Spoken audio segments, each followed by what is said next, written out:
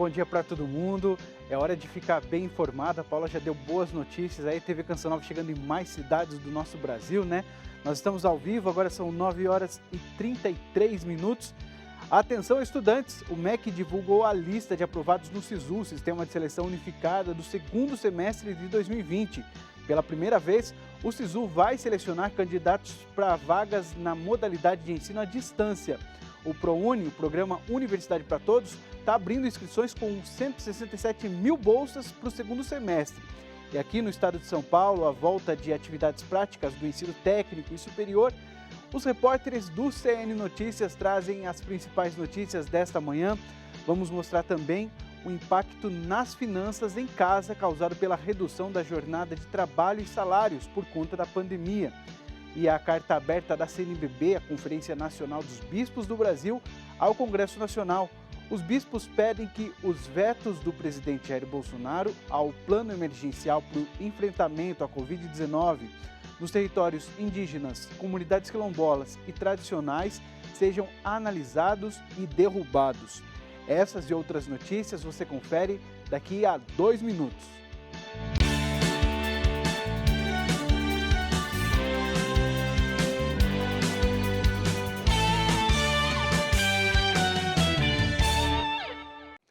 Bom, o CN Notícias está começando e a gente começa falando de educação. Inscrições do ProUni começam hoje. A primeira lista de aprovados do SISU também está sendo divulgada nesta terça-feira. Vamos a Brasília agora, então, conversar com o Otávio Martins, que tem essas informações. Bom dia, Otávio. Bom dia, Rodrigo. Bom dia a todos que nos assistem. É exatamente isso. O ProUni abriu aí as inscrições para quem quiser concorrer aí a vagas nas universidades privadas do país. São mais de 107 mil vagas aí, são mais de 170 mil vagas, abertas aí em diversas universidades em todo o país. Então, o aluno que deseja aí concorrer a essas vagas deve se inscrever de hoje até sexta-feira no site oficial do ProUni, que pode ser acessado ali pelo site do MEC, né, que é o mec.gov.br. Então, o estudante pode entrar nessa página, ir ali até a aba do ProUni e se inscrever. Pode se inscrever pelo estado, também pelo curso desejado. Há várias modalidades. Então, de hoje até sexta-feira, essas inscrições estão abertas. Outra notícia também na educação é que o SISU divulgou aí a lista de aprovados do segundo semestre. São mais aí de 51 mil vagas, né, abertas em concorrência. Então, o SISU já liberou essa consulta. Os alunos que fizeram a inscrição já podem verificar ali também no site do SISU, que também pode ser acessado pelo site do MEC, para poder verificar se conseguiu aí ter acesso à universidade agora pública. O SISU é para a universidade pública e o ProUni para a universidade privada. Então, alunos atentos aí aos prazos de inscrição e também de consulta às vagas. Otávio, eu sei que você vai trazer para a gente ainda a atualização, aí, né, os números do coronavírus, que infelizmente seguem avançando no país. Mas outro assunto que a gente quer conversar com você é a respeito de uma carta que foi publicada pela CNBB, da Conferência Nacional dos Bispos do Brasil, uma carta em repúdio aos vetos do presidente Jair Bolsonaro ao projeto de lei que protege os povos indígenas. Exatamente isso. A carta foi assinada por Dom Valmor e Dom Joel Portela, né? Aí o presidente e o primeiro secretário-geral da CNBB. Essa carta foi assinada pedindo ao Congresso celeridade, rapidez ali na análise dos vetos do presidente Jair Bolsonaro ao projeto de lei ali que previa aí apoio a povos indígenas, povos quilombolas, povos originários, né?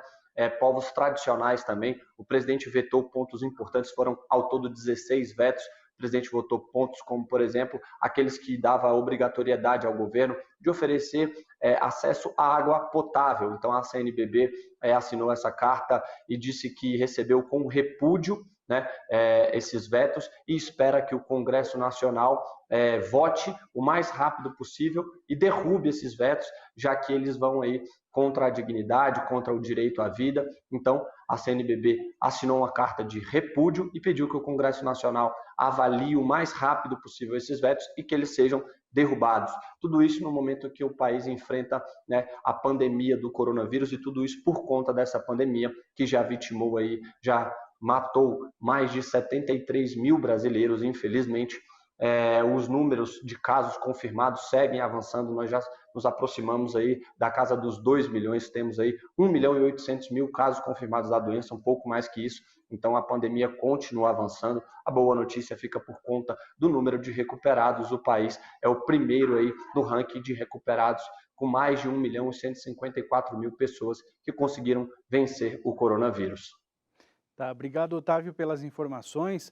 Agora a gente fala de economia, né, e finanças. Muitos trabalhadores tiveram um impacto nas finanças de casa causado pela redução da jornada de trabalho e salários.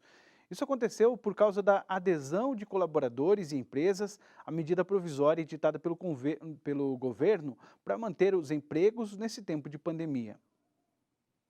Andresa faz parte do grupo de mais de 7 milhões e meio de trabalhadores com carteira assinada que tiveram a redução de salário ou contrato suspenso, com base na medida provisória 936, editada pelo governo em abril. Minhas férias foram adiantadas, né, para que não houvesse aí um impacto no meu contrato de trabalho, para que não fosse interrompido, né? É que várias empresas aderiram à medida provisória que, entre outros pontos, garante a manutenção do emprego até a duração no final do ano. Por conta da pandemia, muita gente teve jornada de trabalho e salários reduzidos ou ainda o contrato de trabalho suspenso de forma temporária. Essas medidas podem interferir no valor do cálculo do 13º, férias e fundo de garantia desses trabalhadores.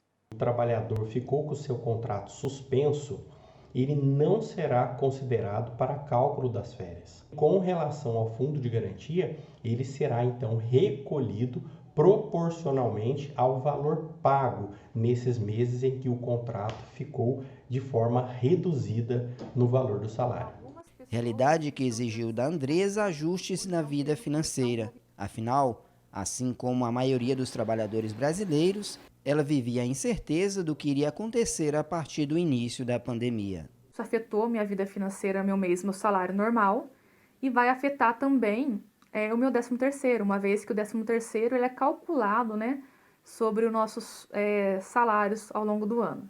Para ela, o planejamento financeiro, neste caso, foi fundamental. Eu tenho buscado economizar, não gastei o dinheiro das férias que foi me concedida em abril. Meu 13º salário do ano passado, graças a Deus, também não tinha mexido, eu tinha resolvido, né, guardar, economizar, então é o que tem me ajudado também. E uma outra forma que eu encontrei foi de explorar os meus talentos, né, e buscar alternativas para complementar a minha renda. E municípios de São Paulo que conseguirem permanecer 14 dias na fase amarela vão poder agora retomar atividades práticas do ensino técnico e superior. A medida vale para cursos do ensino superior e técnico em que as atividades práticas e laboratoriais não podem ser realizadas à distância. A decisão vale também para os cursos de medicina, enfermagem, farmácia, fisioterapia e odontologia em que o estágio é obrigatório. Cursos livres de idiomas, artes, entre outros, também podem ser retomados. As aulas teóricas continuam sendo realizadas remotamente. Mas a autorização contempla cidades classificadas por 14 dias na fase 3 amarela do plano de flexibilização. As instituições devem seguir critérios sanitários como a presença máxima de 35% e distanciamento de 1,5 m entre as pessoas, além de outras medidas para evitar a disseminação do coronavírus. E as instituições vão definindo quais são as suas prioridades. Se 35% não cobre todos os estudantes que precisam estar em laboratório, a universidade, a instituição de ensino, deverá priorizar aqueles que estão mais próximos da formação final, ou seja, no último semestre ou no penúltimo semestre. Para aqueles que conseguirem atender mais, logicamente também poderá atender, sempre respeitando os protocolos sanitários. Além da capital paulista e 38 cidades da região metropolitana, outras 6 regiões estão na fase 3, a fase amarela, e, portanto, é para essas cidades que vale a decisão. De São Paulo, Sidney Fernandes para o Canção Nova Notícias, edição da manhã. E olha, o número de casos da Covid-19 pode voltar a crescer no estado de São Paulo. Foi o que afirmou ontem a coordenação executiva do Centro de Contingência da Covid-19. Porém, a coordenação afirmou que a pressão sobre o sistema de saúde deve ser menor. Segundo João Gabardo, todos os países que apresentam uma segunda onda com aumento no número de casos têm um perfil bem diferente da pandemia em sua fase inicial. A segunda onda aconteceria em função do retorno das atividades das pessoas às suas atividades normais, que seria uma população mais jovem, voltando para trabalhar, voltando para as suas atividades sociais e culturais. No entanto, com taxa de mortalidade e necessidade de internação bem menor. O coordenador do Centro de Contingenciamento da Covid-19 disse ainda que na capital e na região metropolitana de São Paulo houve uma diminuição no crescimento do número de óbitos pela Covid-19, mas houve aumento no interior do estado. O governo de São Paulo também anunciou nesta segunda-feira que criou uma ferramenta para mapear os bairros e comunidades mais atingidos pela Covid-19 no estado. O projeto piloto deve começar a ser aplicado a partir de hoje, com 3.500 testes sorológicos em bairros da zona leste da capital paulista. Quem tiver o diagnóstico positivo vai fazer um outro tipo de teste para uma contraprova. O objetivo é iniciar um programa de testagem para detecção de doença em locais de maior vulnerabilidade social. André Cunha para o Canção Nova Notícias, edição da manhã. E olha, aqui em São Paulo, o Sindicato dos Motoboys e a União Geral dos Trabalhadores convocaram para hoje uma nova paralisação de entregadores de aplicativos. É a segunda mobilização em menos de 15 dias. Dessa vez, o movimento não contará com as lideranças difusas do break dos apps, paralisação que reuniu em 1º de julho milhares de trabalhadores em várias partes do país. A pauta do protesto assemelha-se à do anterior. Entre as reivindicações está a definição de uma tabela mínima de cobrança pelo serviço e o aumento do percentual repassado aos motoboys pelas entregas. Já a busca do vínculo à CLT não é consenso entre os motoboys. A diferença de opiniões nesse sentido já impulsiona uma terceira paralisação, agendada para o próximo dia 25. A seguir, o barco Papa Francisco, que atua como hospital de campanha no Rio Amazonas, é destaque internacional. Vamos para o intervalo com imagens ao vivo da capital paulista.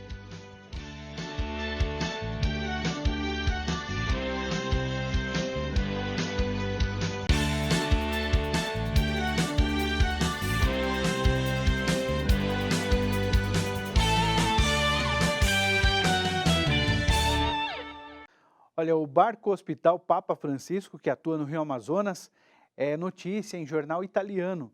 E a Covid-19 continua sendo destaque no noticiário internacional.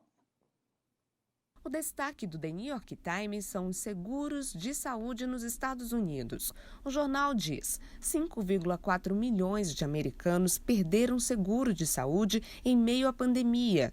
Mais adultos ficaram sem seguro por causa da perda de empregos e perderam a cobertura em um único ano, de acordo com uma nova análise.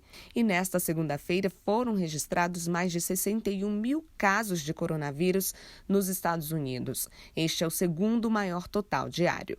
O francês Le Monde dá destaque ao feriado de 14 de julho na França.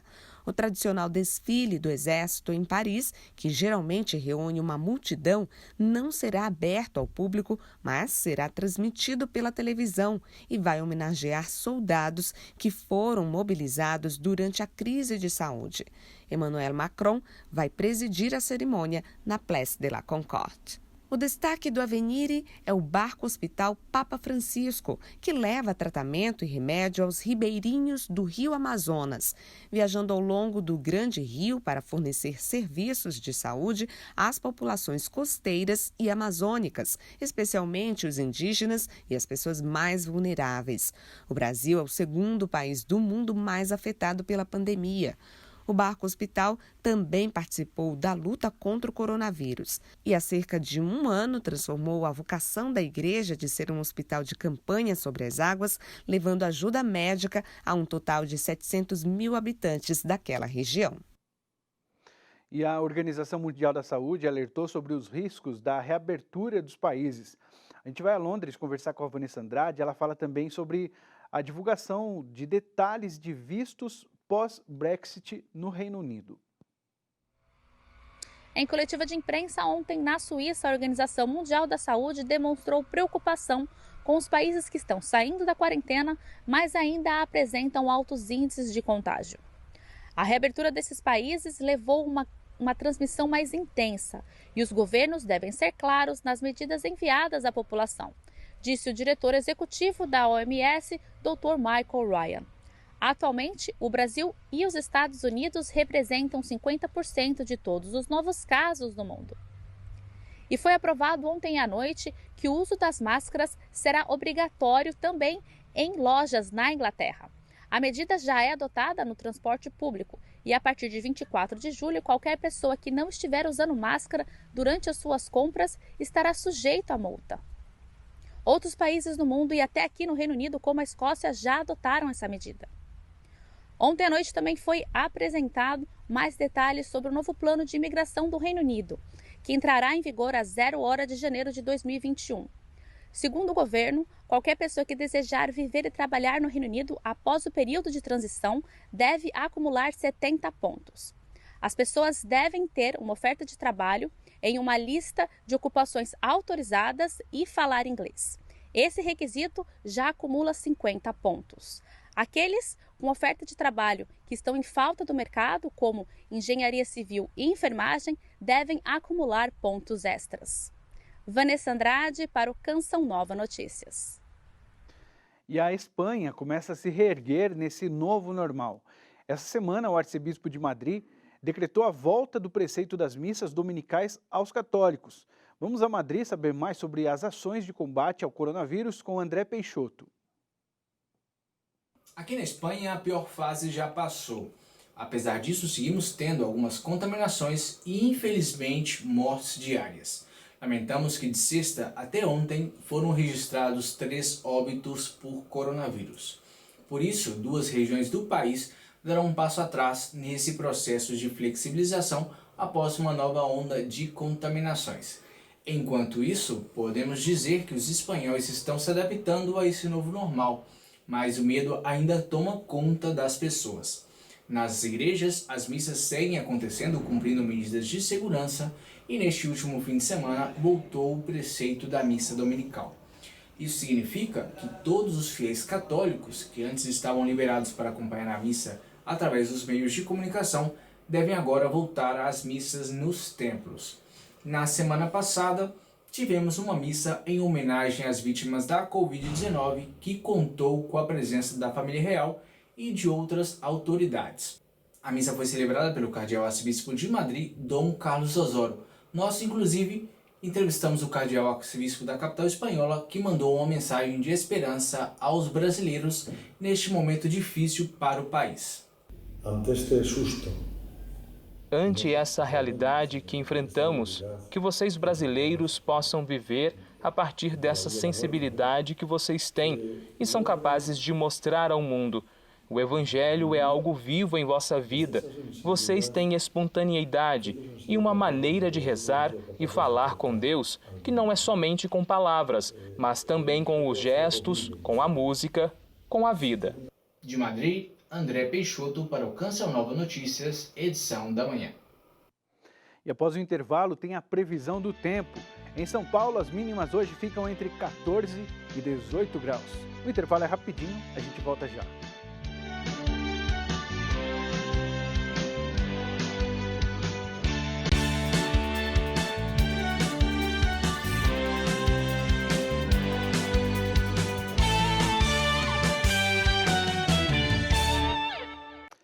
CNN Notícias está de volta. Olha, a passagem de um ciclone extratropical na costa da Argentina e do Uruguai movimenta as águas e deixa o mar agitado durante esta terça-feira.